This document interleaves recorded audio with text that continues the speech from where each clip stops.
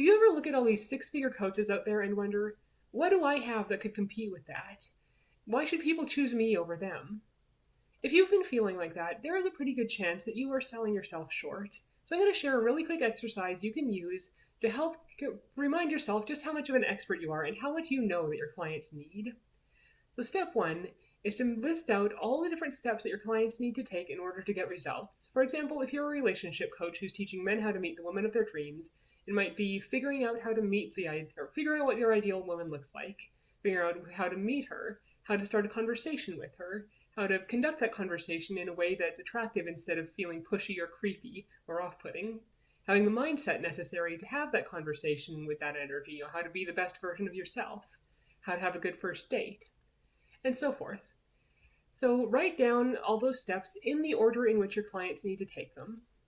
Your next step in this exercise is to take one of those steps, preferably start with the first one, and break that down into sub-steps. So let's say you take the step of how to figure out what your ideal woman looks like. So what are the methods that your clients should use to do this? What are the specific exercises your clients need to do in order to accomplish this? Write those down in the order in which the client would need to take them. Then do that with the next step, and the next.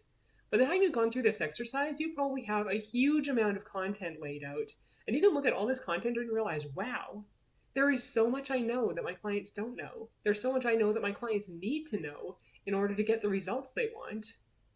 So that is a quick, easy exercise to A, get over imposter syndrome, and B, to outline the content for your course, and C, to get a whole lot of content together for your blog, your newsletter, your social media posts, and whatever you need content for. Here's a quick way to see what all content you have, and just that gives you a lot of stuff you can draw from and publish.